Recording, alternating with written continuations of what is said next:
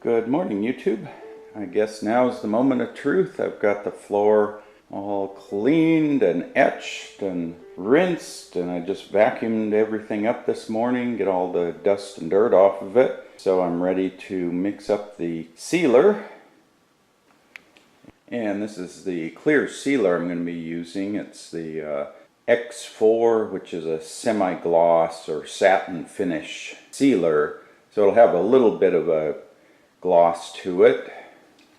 Yeah, and then I'll also be adding some of the stone grip traction aid. So it's a fine powdery additive you put into the sealer to make the finished concrete not so slippery when it's wet. Yeah, so this is the stone grip additive. Anyway, that's for the traction additive, so we'll get to that when I get the first coat done. So that's the next step. I'll show you what this looks like after I get the first coat on there. Okay, there we go, YouTube. First coat of the sealer down. Still wet right now, so it's got to dry 4 to 6 hours, and then I do the second coat. Actually, I found if I thinned it a little bit, I added a little bit of water. That seemed to help a little bit.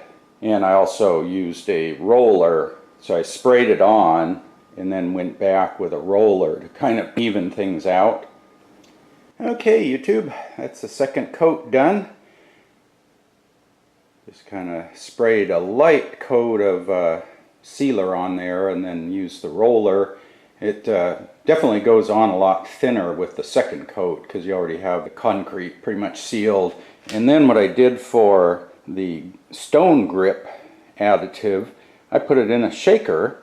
But this way what I could do is I put a little extra grip right around the patio door and then also around the garage door and along the main walkway here and here between the two doors.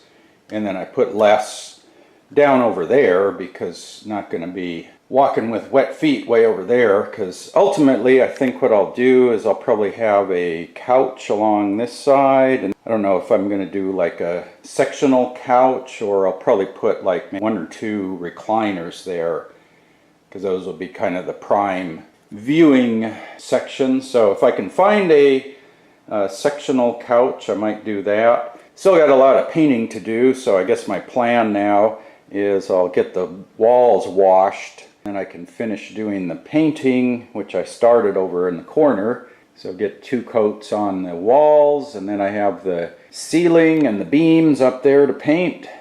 And then probably at the end I'll pull the masking tape off the baseboard and then get the baseboard painted. So that'll probably be the last step. And then I can start thinking about doing something with this room. And one thing I did too, just to get a little bit of extra color variation, because if you remember, right in this area there wasn't much staining on the concrete. So what I did was I took one of the color samples here and I just kind of splashed a little bit of that around, and that way I get a little bit of variation in this center area where the floor didn't have any. So it's kind of like the rest of the floor has light and dark areas, but this center section was kind of plain. I like the semi-gloss, that's kind of nice. We'll get a little flatter as it dries.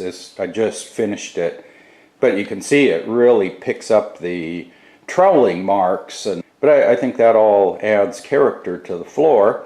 Yeah, you can see a little bit of the pattern of the old tiles. I like the look of the floor. It looks like Mexican paver tiles, but I didn't have to go to all the effort of putting down tiles, grouting them, cleaning them, so I didn't have to do any of that. And then the other benefit this has, I was just thinking that, you know, if you have uneven, rough tiles, it's really hard to get things like tables and chairs to sit flat because you've got an uneven surface. Here I have a perfectly smooth concrete floor. But yeah, this sealer is pretty nice.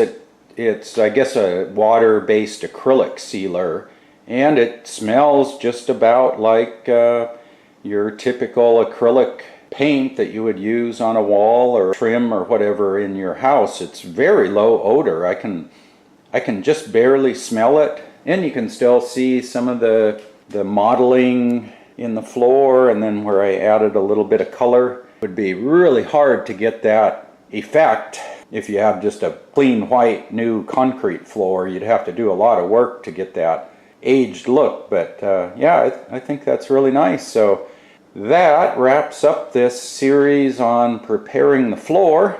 So I'll put an end to that. 15 parts. I didn't think it would take that long. It took just short of 3 months real time.